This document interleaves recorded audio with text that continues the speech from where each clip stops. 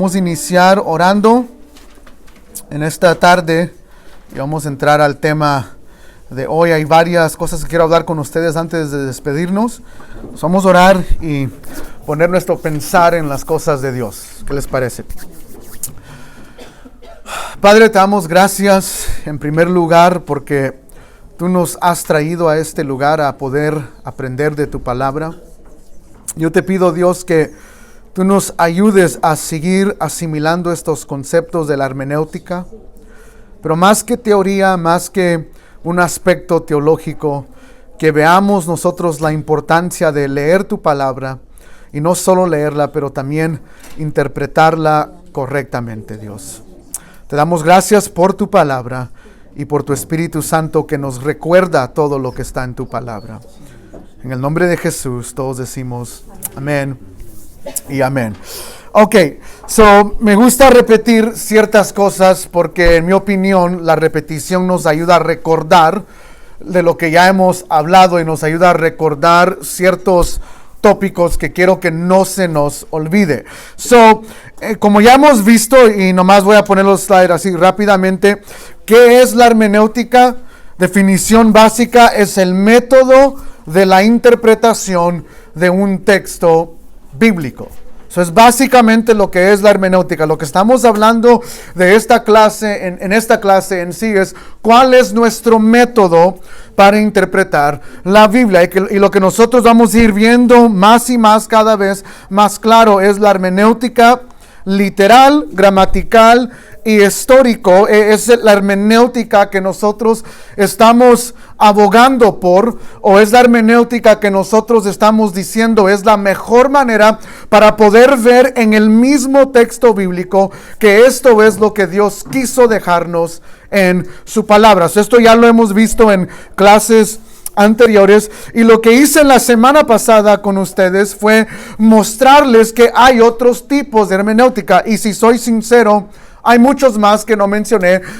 Son un poco más académicos, pero no los mencioné porque en parte no tiene mucho que ver con el contexto en el cual estamos dando esta clase. Pero lo que enseñé la semana pasada es que existe lo que se llama la hermenéutica posmoderna o la hermenéutica circular. Esta es la idea de que nosotros no podemos saber qué es lo que la Biblia nos quiere decir, que al final y a cabo no hay una manera de saber lo que Dios mismo nos dejó en su palabra. Eso queda abierto a la interpretación de cualquier persona. En otras palabras, tu verdad es tu verdad. Tu interpretación de un texto bíblico es tu interpretación de un texto bíblico, y mi verdad es mi verdad. Y mi interpretación de un texto bíblico es mi interpretación de ese texto bíblico. Y por lo tanto, yo no puedo decirle a alguien que ha interpretado mal el texto, y nadie me puede decir a mí que ha interpretado mal el texto. Y a través de esta clase vamos a ver por qué esa hermenéutica no funciona. De la misma manera, la hermenéutica alegórica, lo vimos la semana pasada, es esta idea de que en cada texto, más allá de lo literal, gramatical y histórico, hay algo más profundo, un significado más profundo. Y como ejemplo, les mostré la semana pasada esta idea de montes o montañas, que vemos que a veces personas dicen, tú tienes que subir al monte para realmente estar en la presencia de Dios, sin darnos cuenta que el monte Sinaí, en este caso, en Éxodo 19, es un monte verdadero. No está hablando simbólicamente, no es una alegoría que personas le dan al texto, es un lugar que existe. Es como que si yo dijera hoy en día, Francia representa el lugar más profundo del amor. No, Francia es un país. Aunque muchos van ahí en sus honeymoons y todo eso es otro rollo, pero Francia es un país. No hay una idea más profunda del país de Francia. Eso es más o menos esta hermenéutica alegórica, personas dándole un significado más al texto que no existe. Y la hermenéutica experiencial, las personas que dicen, sé lo que dice la Biblia, entiendo, pero en mi experiencia, yo he experimentado esto o lo otro, y entonces basan sus interpretaciones en cuanto a sus experiencias. Y lo que vimos, hay algo que estas tres hermenéuticas tienen en común. El problema con este tipo de hermenéutica es que cada persona puede tener su propia interpretación de un solo versículo. Si yo leo algo en la Biblia y mi hermenéutica es alegórica, voy a usar el mismo ejemplo de las montañas, yo puedo decir, esa montaña representa la depresión para mí. Pero para otra persona, no, la montaña representa problemas matrimoniales. Ya tenemos dos interpretaciones de un mismo texto. Al final, este es el problema. Cada quien sale con su interpretación. Y la pregunta es, si Dios nos dejó su palabra, hay una interpretación que Él quiere que todo mundo sepa. Y la respuesta es sí. Eso es lo que vamos a ir viendo a través de esta clase. Y es lo mismo con la hermenéutica experiencial. Yo tuve una experiencia. Y en base a esa experiencia, esa es la doctrina que ahora yo saco. Esto tiene que ser verdad, aunque no está en la Biblia. El problema es que otras personas tienen experiencias. Como dije la semana pasada, los musulmanes tienen experiencias religiosas. Los testigos de Jehová tienen experiencias religiosas. La experiencia no verifica lo que Dios ha dejado en su palabra. O sea, no podemos interpretar la Biblia en base de nuestras experiencias. Ahora, yo no estoy negando que las experiencias sean reales, pero no es el método que usamos para analizar la palabra de Dios, lo que Dios nos ha dejado. Y de nuevo, el problema es que mis experiencias son diferentes que las suyas. Tenemos muchas interpretaciones diferentes si esa es nuestra hermenéutica cuando leemos la Biblia. Eso es lo que hablamos la semana pasada. Un breve resumen, pero les dije que quería que entendieran ello. Y luego terminamos con la hermenéutica espiral, que es otro tipo de manera de entender lo que estamos hablando en esta clase en cuanto a la hermenéutica literal, gramatical y histórica. Y lo que quiero que vean aquí es que hay una lógica para ver lo que el pasaje nos dice. Usé como ejemplo la predicación de hace 2 domingos, que podemos ver el contexto de Juan 2, 1 al 11 y podemos regresar al contexto inmediato. ¿Qué sucede en el capítulo 1? ¿Qué sucede al final? Jesús escoge a sus discípulos, vemos cómo los escoge, vemos que escoge a algunos y ellos van por sus hermanos y todo en el contexto inmediato. Y luego vimos que en el Evangelio de Juan hay varias secciones. Y esta sección de Juan capítulo 2 versos 1 al 11 está en la sección que se llama las señales de Jesús, que son, ahora sí ya me recuerdo, del capítulo 2 al capítulo 12. Jesús va a hacer señal tras señal tras señal. ¿Y qué nos está revelando? Vemos que hay una sección en donde se encuentra este pasaje. Está en el Evangelio de Juan. ¿Quién es el escritor? Juan. ¿En qué testamento? En el Nuevo Testamento. ¿Cómo podemos ver las conexiones en el canon bíblico y qué tipo de género es? Es una narrativa histórica, una narración de un pasaje. Ahora, quiero ser un poco pastoral y voy a hacer algunas pausas pastorales en esta tarde, porque en base de varias conversaciones que he tenido con muchas personas y las reacciones que muchos tuvieron la semana pasada cuando mostré esto, es, entonces, ¿para qué leer la Biblia? Ahora, en parte es importante de que cuando leemos la Biblia hay que entender lo que Dios dice. En parte es importante captar esto y por eso quiero mostrarles que sí hay una manera de hacerlo. Por otro lado, no significa que siempre que ustedes lleguen a un pasaje van a hacer todos estos pasos, pero mínimo es importante siempre ver el contexto inmediato. Por ejemplo, si estoy en el capítulo 2, no duele leer el capítulo 1. No es mucho del capítulo 1 al 2. Mínimo tengo que tener una idea de dónde está el contexto. Aún si estoy en Efesios capítulo 6, honestamente, en media hora pueden leer el capítulo 1 al 6. Son 6 capítulos nomás del libro de Efesios. No es mucho, tal vez no están desglosando todo esto, pero mínimo les da una idea de qué se refiere el capítulo 6 de Efesios en base de todo el libro. Pero siempre es importante mínimo regresar al contexto inmediato. Y cuando hablemos un poco más de exégesis de las reglas gramaticales, lo van a ver van a entender esto un poco mejor. Pero por otro lado, los que han tomado Pentateuco conmigo, un rápido examen, el propósito del libro de Génesis, ¿alguien se recuerda? Yes, o genealogías, que también tienen que ver con generaciones. Perfecto. Al momento que yo sé el propósito del libro, ¿tengo que volver a verlo? No, ya lo sé. El propósito del libro de Génesis es las genealogías. No es que siempre estamos, ya sé quién es el escritor de Génesis, Moisés, boom, ya lo sé. O sea, no hay necesidad de siempre regresar en esto, pero es bueno empezar a ponerlo en práctica.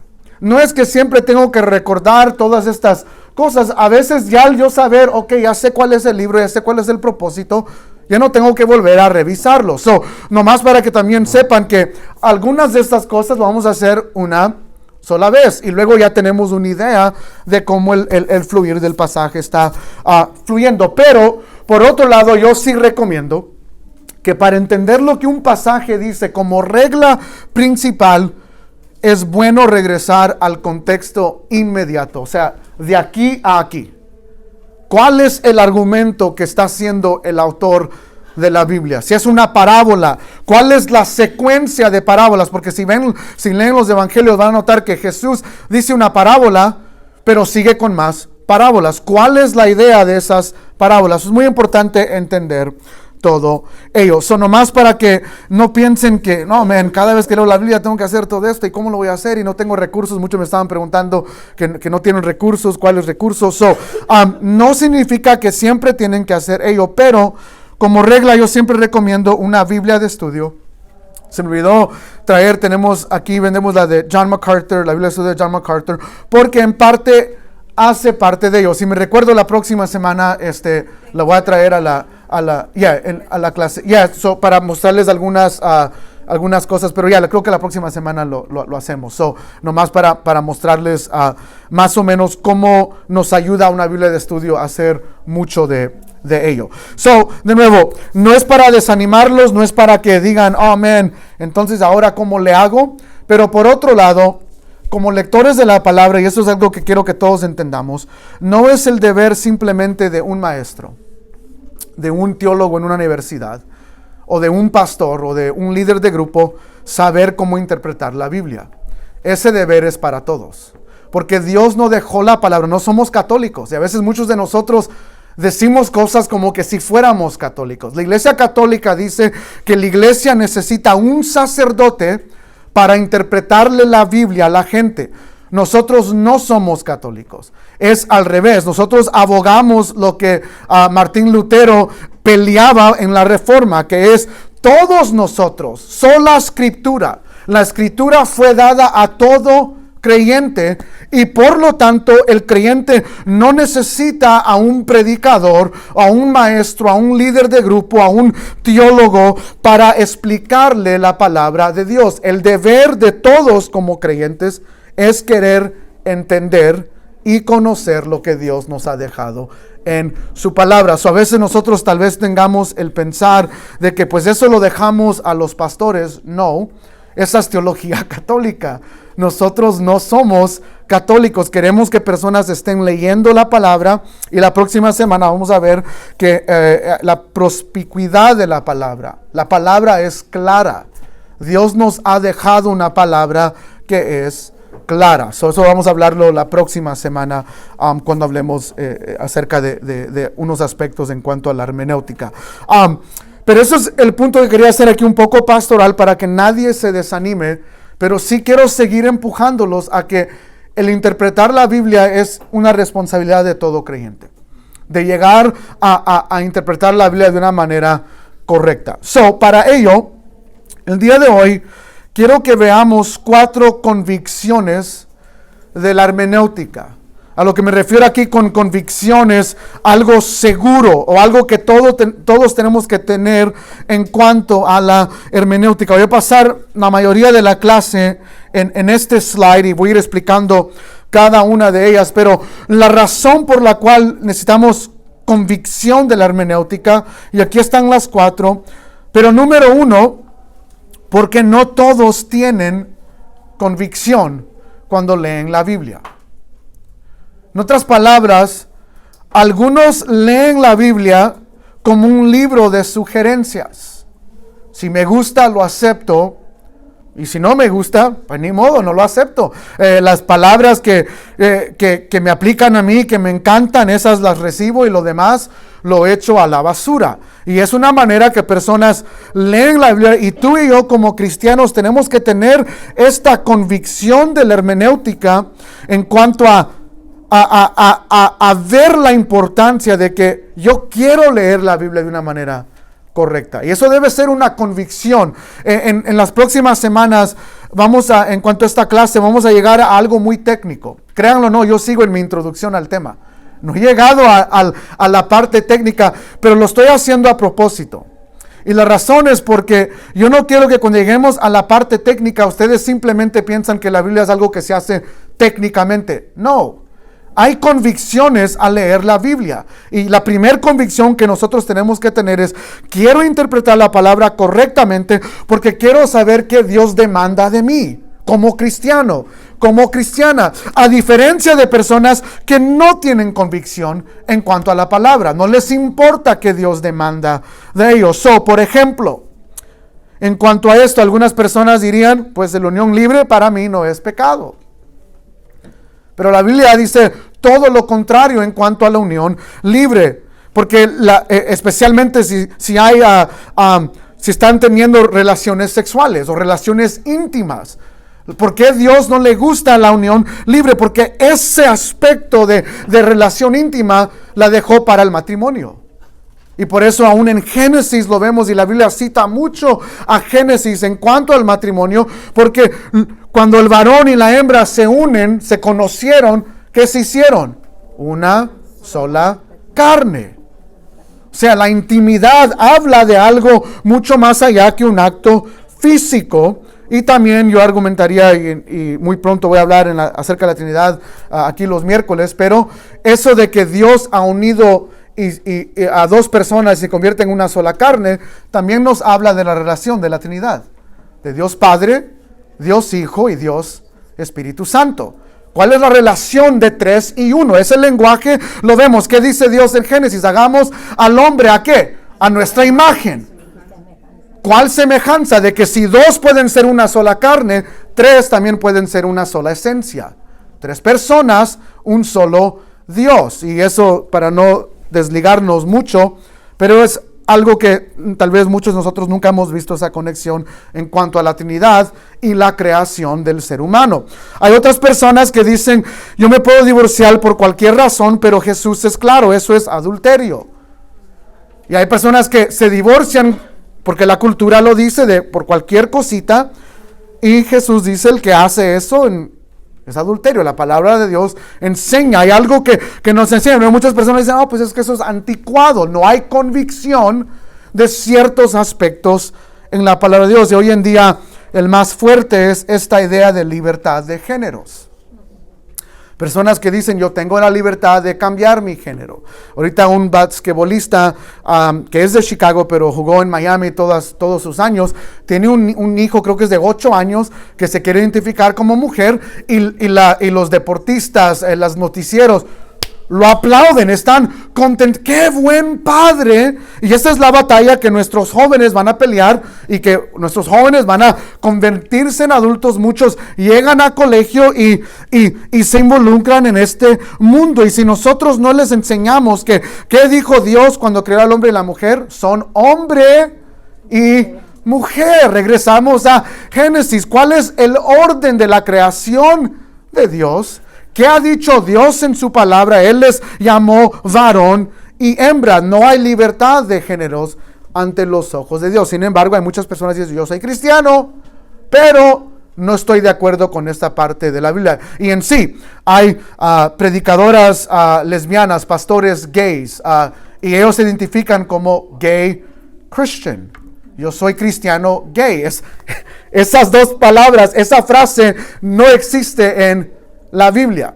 Pero quiero que vean que es muy fácil que personas enseñen la palabra sin tener convicción. Nosotros tenemos que tener esta convicción de hermenéutica, de querer interpretar el pasaje correctamente, para que no caigamos en esto, de hacer la Biblia simplemente un libro de sugerencias. Ese es el primer aspecto que quería que vieran. Por otro lado, hay otra convicción que tenemos que tener, y es que yo quiero entender el pasaje correctamente, porque sí existe algo como leer la Biblia incorrectamente. La famosa frase, la Biblia dice. Claro que la Biblia dice, pero lo importante aquí es entender el contexto en donde están escritas las cosas que vemos. Solo les voy a dar un ejemplo, y lo di creo que la primera clase, pero es un ejemplo muy fácil de ver. Lucas 4:7, si me adoras, todo será tuyo. ¡Wow! ¡Qué bendición! No, o sea, yo le adoro a Dios y todo será mío. ¿Está en la Biblia? Sí, está en Lucas 4:7. Pero ¿quién lo dice? El diablo. Y se lo dice a Jesús. O sea, el contexto nos abre la mente, y no lo mostré, no tengo un slide, pero en Google vi que en inglés estaba como un card que decía, if you worship me, I'll give you everything. O sea, hay personas que sacan estos versos fuera de contexto y los ponen en cartas, en Hallmark cards, y los envían, o los ponen en posters y en todo lo demás, sin entender el contexto. Hay una manera de interpretar la Biblia incorrectamente, y sin embargo yo puedo decir, la Biblia dice, sí lo dice, pero ¿cuál es el contexto, o cuál es el significado que Dios quiere que entendamos en lo que está diciendo? Ahora, uno más difícil de dirigir. Quiero que vayamos a Colosenses capítulo 1 para que vean.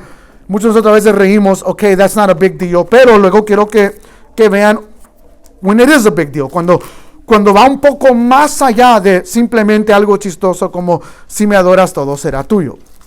Colosenses capítulo 1, y si alguien me hace el favor de leer versos 15 al 20. Él es la imagen de Dios invisible, el primogénito de toda creación, porque en Él fueron creadas todas las cosas, las que hay en los cielos y las que hay en la tierra, visibles e invisibles, sean tronos, sean dominios, sean principados, sean potestades. Todo fue creado por medio de Él y para Él. Y Él es antes de todas las cosas, y todas las cosas en Él subsisten. Y Él es la cabeza del cuerpo, que es la iglesia, el que es el principio, el primogénito de entre los muertos, para que en todo tenga la preeminencia, por cuanto agradó al Padre, que en Él habitase toda plenitud, y por medio de Él reconciliar consigo todas las cosas, así las que están en la tierra como las que están en los cielos, haciendo la paz mediante la sangre de su cruz. Ok, perfecto. All right. So, como ejemplo, un poco más serio en cuanto a la importancia de entender un pasaje bíblico, voy a poner aquí en el pizarrón la palabra clave, que es primogénito. Ok. Para que vean la seriedad de esto, de entender la palabra de Dios de una manera correcta, y cuando personas, yo diría, no tienen la convicción de leer la Biblia correctamente. ¿De qué está hablando, o de quién, mejor dicho, está hablando este pasaje? De Jesús. Ahora, esta palabra primogénito para los testigos de Jehová tiene un significado muy diferente al nuestro. Ellos dicen primogénito, primer creado. Ahora, en griego, que es donde está este pasaje, ¿es esta la definición? Sí. Se refiere a el primer creado. Ahora, el problema es que, y por eso aquí voy a regresar al último, al slide siguiente. A veces es importante entender quién es el escritor, que en este caso es Pablo, y entender el contexto en el cual Pablo está escribiendo, para entender por qué esa palabra no se puede referir al primer creado, que es la traducción literal. Por otro lado, si entendemos el canon bíblico y cómo es usada la palabra primogénito, podemos ver que la idea de Dios nunca es el primer creado. Por ejemplo, porque no estamos en una clase de teología o doctrinal, me van a tener que creer en esto, pero yo se los puedo mostrar un poco más. Pero rápidamente, en la Biblia vemos que David es el primogénito entre sus hermanos. ¿Es David el hermano mayor? No, es el hermano menor. Ahí vemos que en el canon bíblico, David es llamado el primogénito, sin embargo, no está hablando de que él es el hijo mayor de todos. De la misma manera, Israel es identificado como el primogénito de Dios como nación. ¿Es la primera nación Israel creada en el mundo? La respuesta es no. Fue creada, existía, llega a existir mucho más después, y lo vemos aún en la Biblia con Abraham y todo lo demás. Pero el punto aquí es, teniendo esto en mente, podemos decir en parte confiadamente, primogénito aquí no se está refiriendo a que Jesús es el primero creado, el primer creado de Dios. Ahora, vamos a seguir adelante solo para que vean el argumento de los testigos. Jesús es el primer creado, y luego el pasaje nos dice, en él fueron creadas todas las cosas. ¿Podrá Dios crear a Jesús y luego crear a todas las personas? Yeah, that works. Argument, por el momento, válido. Él sostiene todo, es lo que dice el otro verso. Él es antes de todas las cosas. Él es antes de todas las cosas. Aquí otro dilema, porque si Él es antes de todas las cosas, aquí ya empezamos a ver, aquí ya podemos empezar a debatir. ¿Qué se refiere esa frase, Él es antes de todas las cosas? ¿Se refiere a la creación del mundo o se refiere a todas las creaciones? Que eso significa que Jesús ha existido eternamente. Aquí ya podemos empezar a debatir un poco. ¿Acaso Pablo está argumentando que Jesús es el primer creado? La cabeza de la iglesia, Él es el principio, pero luego la palabra primogénito vuelve a suceder. El primogénito de entre ¿qué? De entre los muertos. Ahora, dos veces en un mismo contexto de versos vemos la palabra primogénito. Ahora, ¿es Jesús el primero en resucitar? No. ¿A quién resucita Jesús en los evangelios? A Lázaro. Él no es el primero, y en el Antiguo Testamento también hay personas que son resucitadas. Hay una niña que también Jesús resucita. Jesús no es el primero de levantarse entre los muertos. ¿Qué se refiere aquí? Está hablando de rango. Jesús es el primero en rango. ¿Y por qué en rango? Porque a diferencia de Lázaro y de todos los demás, Jesús no muere. Él se levanta de los muertos y ¿qué? Asciende al Padre. El mismo aquí ya podemos ver que primogénito no se puede referir simplemente a Él es el hijo mayor, como dicen los testigos de Jehová. No se puede referir a que Él es el primer creado. Y de nuevo, si fuera una clase de teología o de historia de la iglesia, donde podemos hablar específicamente de esto en más detalle, pudiéramos ver más claramente por qué Pablo aún en Colosenses no está argumentando acerca de ello. Y en parte el contexto de Colosenses es un pensamiento griego que habla del dualismo, de que todo lo espiritual era bueno, era algo que tiene que ver con Dios, y lo carne, lo natural, era malo. Y Pablo está peleando en contra de esa idea. Pero si lees el resto de Colosenses, pierde el poder de Colosenses cada vez que Pablo hace referencia a Cristo. Podemos ver que Pablo claramente no ve a Jesús como simplemente el primer creado. No lo ve de esa manera. Y puedes leer el resto. Por eso, de nuevo, pongo esto porque queremos llegar a reconocer qué es lo que Pablo está refiriéndose a esto, y para ello a veces es necesario leer las epístolas de Pablo y entender la intención. Cuando yo leo las epístolas de Pablo, rápidamente digo, there is no way que Pablo realmente miraba a Jesús como simplemente un ser creado de Dios, como en la teología mítica, como un demigod, como un Dios más bajo que Dios. No, y por eso cuando yo leo Colosenses, Él es la imagen visible del Dios invisible. Es una exaltación de la persona de Cristo Jesús. Y lo que Pablo está diciendo ahí es, si ves a Jesús, ves a Dios. ¿Por qué? Porque Él es Dios. No es una creación de Dios. Pero a veces malas interpretaciones, la Biblia dice primogénito, primer creado, nos llevan a la herejía. Y sé que suena un poco fuerte, pero para mí los testigos de Jehová no son hermanos y hermanas en Cristo, porque adoran un Jesús diferente. De la misma manera diría que los musulmanes no son hermanos y hermanas en Cristo porque adoran un Jesús diferente. Es un diferente Jesús.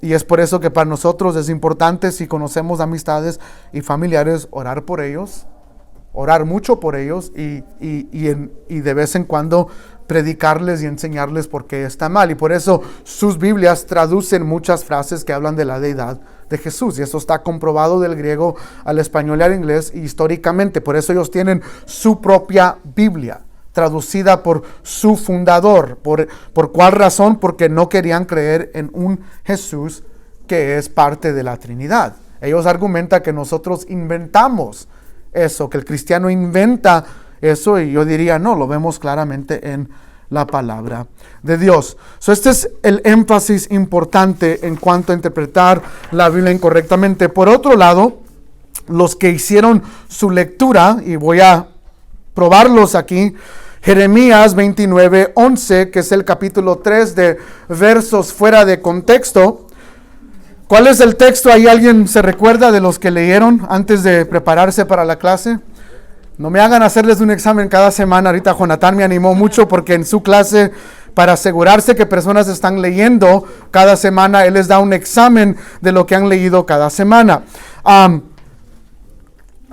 La verdad, yo leí estos 3 capítulos hoy y me duró no más de 15 minutos. Yo son los planes que tengo para ti. Yeah. Jeremías 29:11. Ok, yo sé los planes que tengo para ti, no para bien y no para mal. ¿Alguien se recuerda cuál es el error de interpretar este pasaje para nosotros hoy en día, de que Dios nos está diciendo que simplemente nos quiere bendecir? Sí.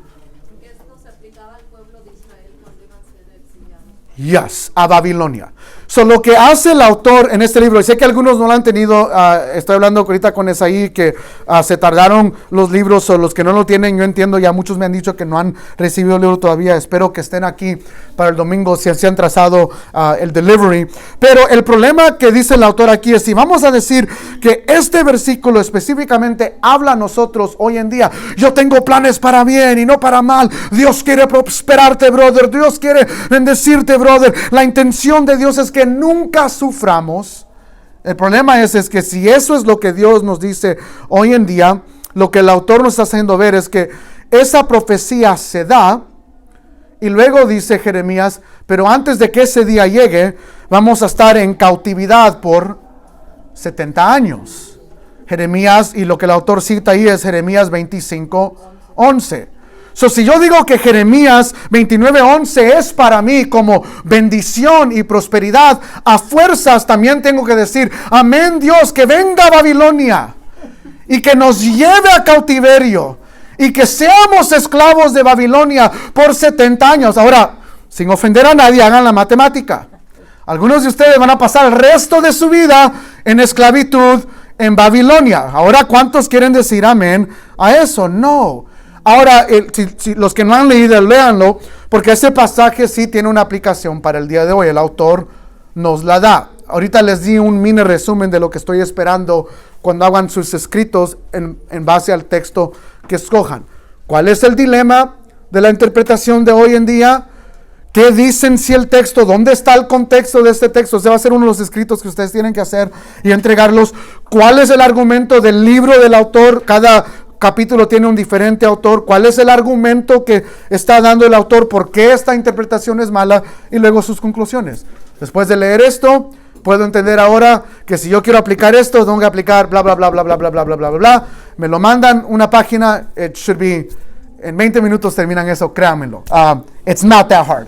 Pero, de nuevo, vemos aquí también otro problema, y me encanta lo que dijo el autor en esa frase, que el problema aún llega a ser un problema de hermenéutica, de interpretación, porque planes para bien y para mal, para mí pueden ser muy diferentes que para ustedes. Para mí el plan de bien y para mal puede ser: yo quiero riquezas. Para otros, sanidad. Para otros, fama. Para otros, paz, tranquilidad, salud, whatever. Más hijos, no sé. Pero el punto es que aquí podemos ver otra vez que lo que estamos diciendo es: yo tengo mi interpretación y alguien más tiene su interpretación, y al final llegamos a lo mismo. Planes para bien y para mal, ¿para quién? ¿Y cuáles son esos planes? Pero como dijo Socorro ahorita, el problema es que este pasaje está en un contexto. ¿Y cuál es el plan de bien y para mal en este contexto? Que en un futuro, después de 70 años, Israel va a regresar a su tierra, que es una profecía que se cumple en la Biblia, en el Antiguo Testamento. Ese es el plan de bien y para mal. No está hablando de prosperidad aún económica. Está Dios diciendo que después de 70 años, Israel, yo los voy a regresar, y Dios está mostrando su fidelidad hacia su pueblo. Sí. Para mí fue impresionante cuando leí que era una promesa nacional, no individual. Yes, exacto. Para un grupo entero. Good. Yes. Y eso es otro énfasis ahí, que muchos lo agarran como personal, y regreso a lo mismo. Si lo agarramos como algo simplemente para mí, ¿qué significa bien? Planes para bien y no para mal. Y eso para todos sería diferente, pero no es lo que el pasaje nos está diciendo. De nuevo, ¿por qué tenemos que tener una convicción de querer entender el pasaje? Porque hay una manera incorrecta. Y nosotros podemos decir lo que muchos dicen. La Biblia dice, pero el contexto nos ayuda a entender qué es lo que la Biblia dice. Ahora, otra razón por la cual tenemos que tener convicciones en cuanto a la hermenéutica es que la hermenéutica, la manera en que interpretamos la Biblia, dirige todo aspecto teológico y práctico. En una clase futura voy a definir estos términos y vamos a ir viéndolos. Por eso les digo que en estas próximas semanas vamos a ya empezar en lo técnico. Pero de nuevo, quiero que entendamos que esto va más allá de simplemente lo técnico. Pero para que entendamos un poco lo que me refiero aquí, voy a hacer un pirámide aquí. Ahí voy a borrar esto. Okay, that's fine. Okay, ¿a qué me refiero con este aspecto de que dirige todo lo teológico y lo práctico? Voy a poner aquí como la base de todo lo que hacemos en cuanto a la Biblia está la hermenéutica. ¿Ok? Esta es la base. ¿Cómo interpretamos un texto bíblico? De aquí dirige todo lo demás. Y esto incluye, nomás voy a poner aquí las letras, lo literal, lo gramatical y lo histórico. Literal, de nuevo refiriéndome aquí a el género. ¿Cómo está funcionando el pasaje? Es una metáfora, es algo de obediencia, es un poema, una narrativa. Lo literal, lo gramatical, cómo funciona the grammar, lo gramatical en este caso, y en qué contexto histórico está. Esta es la base de nuestra interpretación. Si hacemos esto bien, entonces entramos al la segunda base del pastel, que es exégesis. Exégesis en sí se somete a la hermenéutica.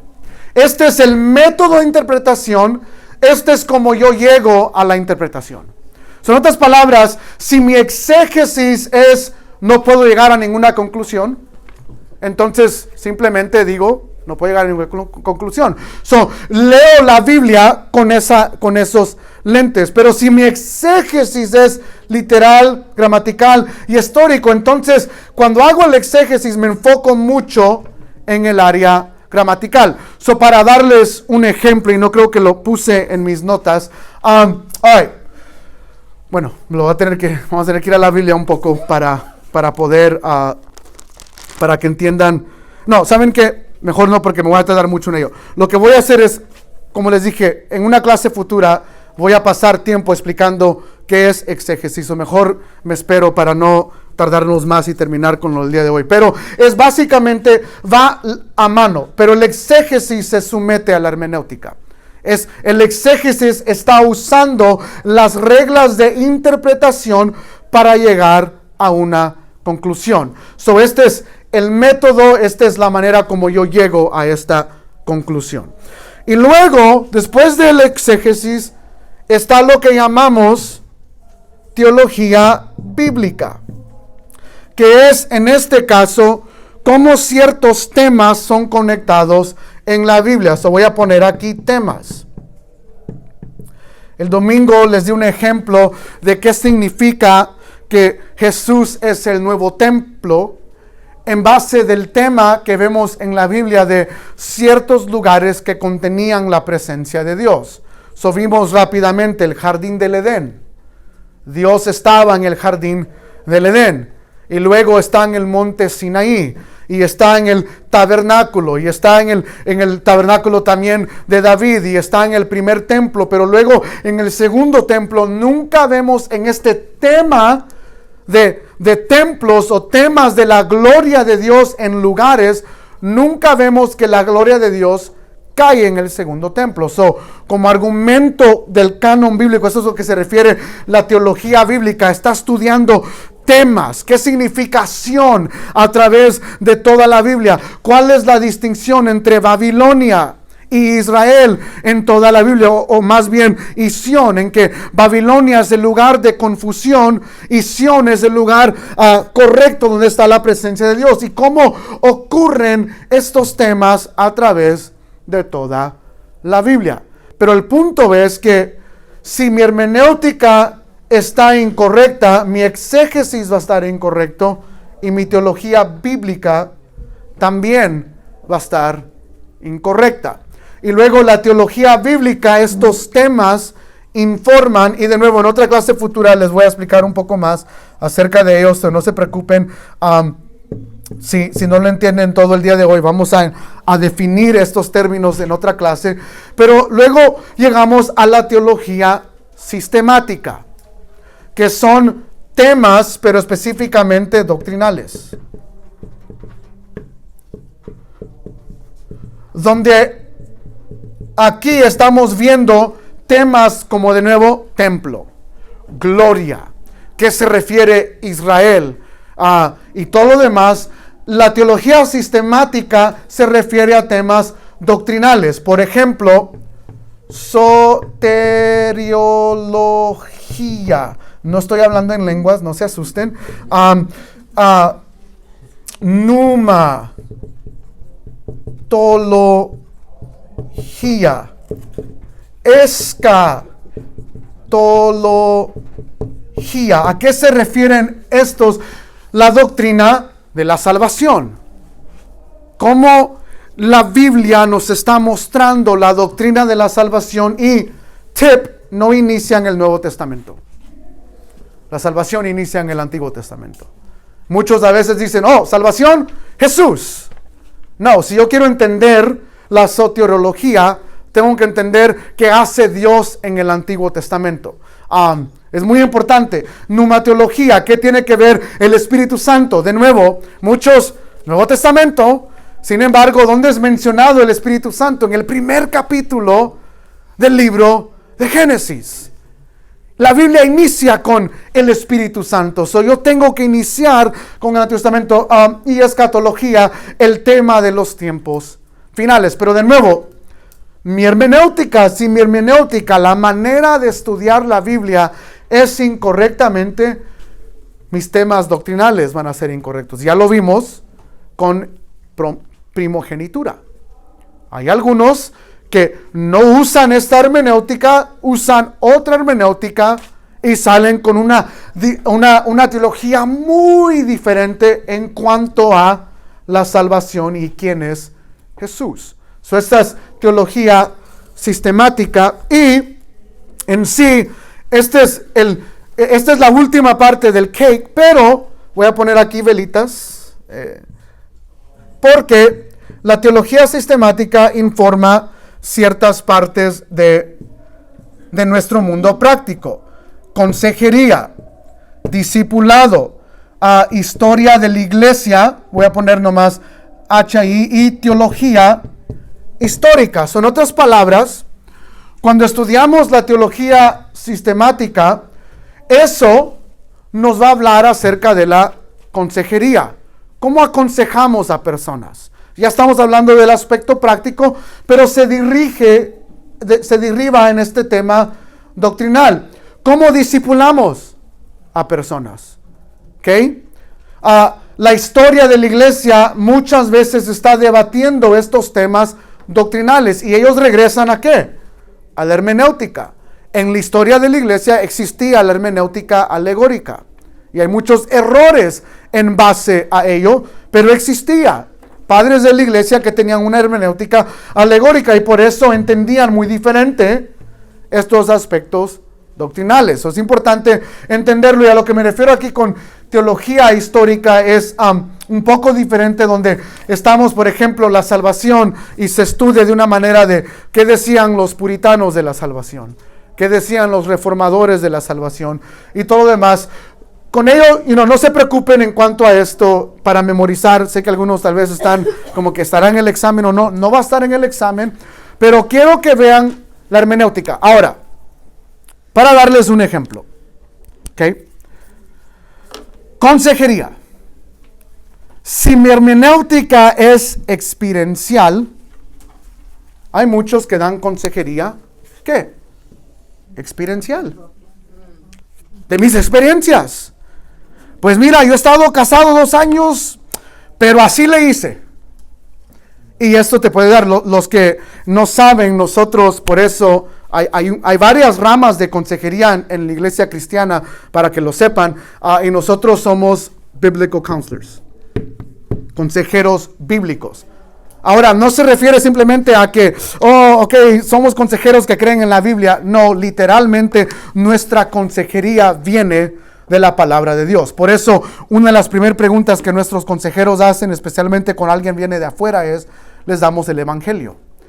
Porque de nada sirve hacer una sesión número 2 si no son creyentes o no creen en la Biblia. No vamos a poder. Mis experiencias no van a cambiarle a nadie. Y en el próximo trimestre de IVA queremos agregar el nivel 1 de consejería. Y quién más mejor que darlo que el pastor Ismael, que de seguro está ahí atrás ahorita dando consejería. Pero él va a dar esa clase. Pero en Vida Abundante nosotros somos biblical counselors. Alguien viene a hacer consejería, nunca vamos a decir, pues mira, pues yo así le hice con mi niño y me funcionó. Porque lo que me funciona a mí, probablemente no le va a funcionar a alguien más. Sin embargo, esa es la hermenéutica experiencial. Si mi manera de leer la Biblia es, mi experiencia dice, ¿qué voy a hacer cuando aconsejo? Mi experiencia dice. Muchos de nosotros, this doesn't matter, it matters. Importa teológicamente, pero también prácticamente. Yo puedo aconsejar con experiencia porque estoy tan acostumbrado a leer la Biblia con el lente de experiencia. ¿Sabes? Lo que tú tienes que hacer es salir con tu esposa mínimo una vez al mes. Porque así lo hice yo. ¿Puede ayudar? Sí, pero imagínate que una pareja está al punto de divorciarse y lo que tú le das es, tienes que salir una vez al mes. Imagine that date night. ¿Va a ser un good date night? No, van a estar viéndose y enojados con el consejero que les dijo, esta es la solución. No. Ahora, si abres tu Biblia, y creo que está en Mateo 19, les dice, ¿sabías que Jesús dice que lo que Dios ha unido, que nadie lo separe? ¿Te has preguntado qué tan importante es para Dios que las parejas no se divorcien por cualquier cosa? Ahora ha cambiado, pero ¿qué estamos usando? La hermenéutica, donde la Biblia nos habla acerca de el divorcio. Yo no estoy hablando de mis experiencias, ya yo he cambiado a cómo yo leo la Biblia. Es por eso que la hermenéutica es importante. Y lo mismo como, por ejemplo, la hermenéutica alegórica. No, pues mi jefe me dejó salir 30 minutos antes, o Dios me reveló que tú lo que necesitas es pasar 30 minutos con tu esposa y tu esposa todos los días. Ahora de nuevo, en un matrimonio que está al punto de divorciarse y forzarlos a pasar 30 minutos juntos, ¿cómo van a hacer estos 30 minutos? señorita Laura, sáquenla ahorita, porque va a ser difícil. Esa no es la solución. Pero de nuevo, si abrimos nuestras Biblias y empezamos a mostrarles, brother, ¿sabes amar a tu esposa como Cristo ama a la iglesia? Eso es lo que Efesios 5 nos muestra en cuanto al matrimonio. Cambia. Pero por eso nuestros consejeros siempre inician, si no son creyentes, van a ver la Biblia como simplemente lo que vimos al inicio, un libro de sugerencias. Y suena gacho para algunos. ¿Cómo que no le van a ayudar a alguien que no es creyente? ¿Dónde está el amor? Es que va a entrar por un oído y va a salir por el otro. ¿Para qué perder el tiempo? Y yo sé que suena fuerte, pero de nada nos sirve perder el tiempo con alguien que simplemente a ver la Biblia como sugerencias, cuando pudimos haber ayudado a 5 o 6 personas más. Lo más amoroso que podemos hacer es, si no crees en la Biblia, brother, sister, esto no te va a ayudar. Puedes ir con un psicólogo si quieres, puedes hacer todos estos prácticos que el mundo nos da, pero al final y a cabo lo mejor que nosotros podemos hacer en una consejería es, tú necesitas a Cristo y necesitas su palabra si quieres mejorar. Es lo mejor que podemos hacer. Pero de nuevo, porque a veces decimos, ¿qué tiene que ver la hermenéutica con consejería? ¿Qué tiene que ver la hermenéutica con aplicación pastoral o ministerial? Pues ya les mostré. Tiene mucho que ver.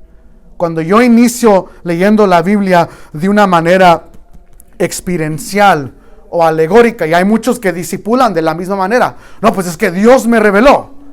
Y ahora quiero discipularte en cómo Dios me reveló. Es mucho más diferente que traer a alguien y decirle, mira, la Biblia dice esto. ¿Quieres ser un buen discípulo de Jesús? Aquí están los requisitos de cómo ser un buen discípulo de Jesús. La hermenéutica guía todo aspecto doctrinal y todo aspecto práctico en la vida cristiana. Y tú y yo tenemos que tener esa convicción. Por eso es importante, we want to get the text right. Queremos agarrar el texto bíblico y entenderlo correctamente. Por otro lado,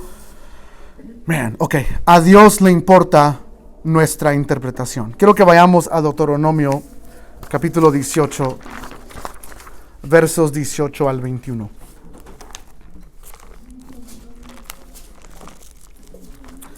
Y voy a pedir si alguien me hace el favor también de leer Deuteronomio 18, versos 18 al 21. Un profeta como tú levantaré de entre tus hermanos y pondré mis palabras en su boca y él les hablará todo lo que yo le mande. Y sucederá que a cualquiera que no oiga mis palabras que él ha de hablar en mi nombre, yo mismo le pediré cuenta. Pero el profeta que hable con presunción en mi nombre, una palabra que yo no le haya mandado hablar, o que hable en el nombre de otros dioses, este profeta morirá. Y si dices en tu corazón, ¿cómo conoceremos la palabra que el Señor no ha hablado? Verso 22, sorry. Cuando un profeta hable en nombre del Señor, si la cosa no acontece ni se cumple, esa es palabra que el Señor no ha hablado. Con arrogancia la ha hablado el profeta, no tendrás temor de él. Ok, ahora, como vemos, una definición de un profeta en el Antiguo Testamento, y es la misma en el Nuevo, es que el profeta habla ¿por quién? Por Dios. Okay. Es interesante que en el Nuevo Testamento la palabra profetizar se usa mucho en el contexto de predicación. Profetizó o declaró. Para que vean la importancia de nuestro contexto en cuanto a enseñar o predicar o dar un grupo o enseñar a niños o lo que sea. La importancia de que estamos en parte haciendo lo mismo que hacían los profetas del Antiguo Testamento. Y honestamente ese es mi mayor temor cuando me toca predicar, dar una clase o enseñar o instruir, de enseñar algo que no sea correctamente. Pero ¿por qué tenemos que tener esta convicción de querer entender lo que Dios ha dicho? Porque a Dios mismo le importa. ¿Qué dice en este pasaje? Yo pondré mis palabras en su boca Él no va a hablar las palabras que él quiere hablar. El profeta no está llamado a decir lo que él quiere decir. No está llamado aún a reinterpretar lo que Dios ha dicho. Ahora, en nuestro caso, de nuevo, la Biblia misma dice, la palabra profética más segura es que la palabra de Dios. So, Dios nos ha dejado a nosotros una palabra y es la misma acción que nosotros debemos tomar. De no querer reinterpretar esa palabra, de no querer enseñar incorrectamente esa palabra, sino nuestro anhelo debe ser lo que Dios dice aquí. Yo pondré mis palabras en su boca. En nuestro contexto, Dios nos ha dejado una palabra y yo quiero enseñarla, interpretarla, conocerla como Él nos la ha dejado. Ahora, el verso 20 dice, pero el profeta que hable con presunción, ese profeta que morirá. O sea, hay una manera incorrecta de hablar acerca de la palabra de Dios. Y en el Antiguo Testamento esa persona morirá. Ahora, interesante, el verso 21. ¿Y cómo sabremos? Noten que la respuesta de Dios no es el posmodernismo. Pues la verdad, no podemos saber si el profeta era correcto o no. No, la palabra nos dice, sí pueden saber. En el contexto de Deuteronomio, Dios mismo nos dice, ¿cómo sabremos si dice algo y qué? Y no se cumple. Es ¿qué? Falso. Automáticamente falso. Y de nuevo lo he mencionado en otras clases. En nuestro tiempo, tristemente, hay muchos que dicen, no, pues se equivocó, ni modo, pero sigue siendo profeta. La Biblia no pone ese mandato. Él dice, Dios mismo dice, cuando un profeta dice algo y no se cumple, ya es falso. Ahora, ¿qué tiene que ver esto con nosotros? Si yo digo la Biblia dice algo y no lo puedo comprobar del texto, I'm wrong. Period. Estoy mal. Si yo no te puedo luego comprobar, mostrar por qué estoy diciendo que un texto dice lo que dice, estoy mal. Dios no acepta, I don't know. Pues yo pensé que era así. O yo lo escuché de tal y tal predicador que tiene miles y miles de seguidores y que está por todo YouTube. Well, Dios no acepta eso como algo válido. Yo tengo que mostrarlo ¿de dónde? Del texto mismo. ¿Por qué es importante esta convicción? Porque no solo le importa a Dios, pero la hermenéutica va más allá de algo teológico. Va más allá de algo académico. Va más allá aún de algo simplemente filosófico. La hermenéutica es algo moral. Se trata del bien y del mal. Yo puedo entender la Biblia correctamente y esto va a informar hasta las áreas más prácticas de mi vida ministerial, de mi vida como cristiano. O puedo interpretar la Biblia incorrectamente y eso va a influenciar el resto.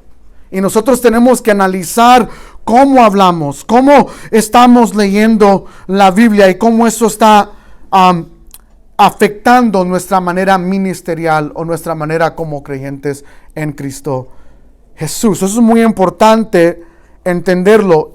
Va más allá que simplemente algo académico o filosófico. It's about getting the text right. Se trata de entender correctamente el texto o de no entenderlo correctamente. Y por eso aquí vemos que este profeta en estos tiempos moría. Porque para Dios es un aspecto moral. Galván, do you have a question? Oh, no, sorry, está esperando. Ok. Último aspecto antes de terminar la clase de hoy. Porque de nuevo la próxima semana vamos a entrar en áreas muy técnicas. No me tocó llegar al último slide, pero no se preocupen. La próxima semana iniciamos con eso. Quiero que vayamos a 2 de Timoteo capítulo 2. Verso 14. Dicho todo esto como introducción,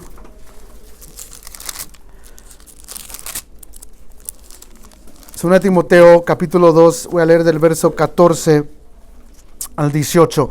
El contexto de este pasaje está en que Dios le pide a Pablo que escoja a personas para predicar la palabra de Dios. Y dice lo siguiente en el verso 14. Recuérdales esto, encargándoles solemnemente en la presencia de Dios, que no contiendan sobre palabras, lo cual para nada aprovecha y lleva a los oyentes a la ruina.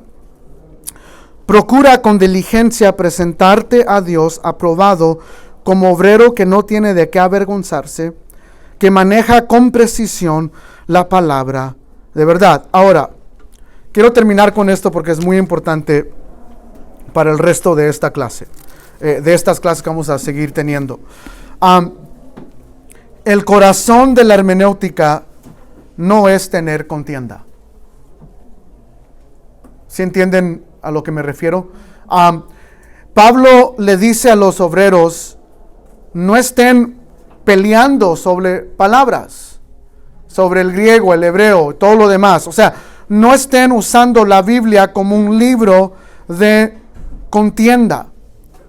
Yo no abro mi Biblia para decir, a ver cómo le voy a pegar a los testigos hoy. That's not why we read the Bible. Por favor, espero que ese no sea el motivo de leer la palabra, porque si ese es el motivo, están mal. Ese no es el motivo para leer la Biblia. Voy a leer la Biblia, voy a estudiar Juan y voy a leer comentarios para ver si el pastor Jonathan nos está predicando la palabra correctamente. Y si no, yo voy a ir y voy a pelear con él. Si ese es el motivo de leer la Biblia, estamos muy mal. Esa no es la razón por la cual nosotros queremos entender la palabra. No es para pelear. Ahora, a veces hay momentos de corregir y lo vamos a ver. Si leen el verso 17 y 18 van a ver que Pablo mismo menciona a Himeneo y a Fileto como personas que se han desviado. O sea, a veces es necesario corregir y aún corregir por nombre. A veces es necesario decir, ya no escuchen a Cash Luna o a Guillermo Maldonado que acaba de reprender al coronavirus y sin embargo, aunque él dijo que Dios dice que todos quedaron sanos, en China todavía siguen personas enfermas. Pero él envió la palabra. ¿Cuándo va a pegar? I don't know. Anyway, a veces es necesario hacerlo, pero no es el motivo por el cual yo abro mi Biblia. En serio. Y como pastor a veces es necesario decir a la gente, ya dejen de escuchar a estas personas, porque no solo están mal, pero es un evangelio erróneo el cual están predicando. No es el evangelio de Cristo. Pablo lo hace en este contexto, pero él queda claro, ese no es el motivo para leer la palabra. Yo no quiero entender la palabra correctamente para ponerme a pelear con personas. No es el objetivo. ¿Cuál es el objetivo? El verso 15 es muy claro. Procurar con diligencia presentarse ¿a quién? A Dios ¿qué? Aprobado. ¿Por qué quiero yo entender su palabra? Porque yo quiero que Dios al final del día diga, bien siervo fiel. Good, faithful servant. No manejaste la Biblia como algo simplemente de sugerencia. No la manejaste como tú quisiste. La manejaste queriendo ser aprobado ¿por quién? Por Dios. Cuando yo leo la Biblia, quiero entenderla correctamente porque es su palabra. Porque es de Él. Es su libro. No es mi libro. Es el de Él. Es el autor del libro. Y yo quiero entender correctamente la palabra porque quiero ser aprobado por Dios. Y para terminar el día de hoy, a lo que me refiero aquí es, no quiero escuchar que personas de esta clase estén corrigiendo a otras personas. No, ¿qué hermenéutica estás usando? Ah, no, tú estás mal, brother. Escuela, maestros de escuela dominical. No, ¿qué están enseñando a los niños? Jóvenes, ¿qué están haciendo? Bla, bla, bla. Todos estamos aprendiendo. Y si yo me entero que alguien está haciendo eso, yo mismo, porque ya se los dije como advertencia, hablaría con ustedes. Porque ese no es el objetivo de esta clase. Me acuerdo que en el Pentateuco mencioné que Jehová no es algo que está en el hebreo. Y fui muy claro con todas las clases del Pentateuco. Por favor, no salgan y digan, ya no leas la Reina Valera que usa Jehová. No corrijas a personas que oran usando el nombre de Jehová. No digas, no hay que escuchar cantos. Y sin embargo, una persona lo hizo. Y fue con alguien y dijo, Jehová, no, ya aprendimos que eso está mal. Y yo fui personalmente con esa persona y lo exhorté. Porque el propósito de estas clases no es que ustedes salgan y digan, ahora yo soy el teólogo de vida abundante y voy a corregir a todo mundo. Y lo digo con esta razón. Yo mismo no lo hago. En serio, yo he escuchado a personas decir cosas que no son correctas y entiendo el por qué lo dicen y no lo hago. Porque mi deber no es siempre entrar en argumentos con personas o hacer personas sentir mal. Si ustedes están en esta clase y dicen, pues, ahora yo puedo entender qué es la hermenéutica experiencial o qué es la hermenéutica alegórica. Ahora yo voy a ir a corregir a todo el mundo. Han tomado la clase incorrecta. Este no es el propósito de esta clase. El propósito de esta clase es, yo quiero leer la Biblia, ¿para qué? Ser aprobado por Dios. Mi fidelidad está con Dios. No está para ganar la aprobación del pastor Andrés, del pastor Gallardo, mi aprobación, la aprobación del pastor Ismael. Yo quiero ser aprobado por Dios mismo. Como consejo pastoral, exhortación pastoral, analicemos bien nuestros corazones. ¿Cuál es mi motivo para leer la Biblia? Y espero que el motivo sea, quiero entender el texto bíblico, porque tengo temor de que yo voy a decir algo que Dios ha dicho, que Él no ha dicho. Ese es mi temor, créanmelo, cada vez que me toca predicar. Me encanta estudiar la Biblia, me encanta predicar la palabra. El día que odio más es el día después que he predicado la palabra. Porque es cuando pienso, dije todo lo que Dios dijo en su palabra en cuanto a ese texto y la verdad, me pongo bien mal. El lunes después de predicar o de dar una clase o lo que sea, el día siguiente es mi día más peor cuando me toca enseñar. Pero porque quiero ser aprobado por Dios, al final y a cabo. Esa es la motivación por la cual leemos la Biblia. Vamos a terminar con una oración y si tienen preguntas al final pueden acercarse conmigo.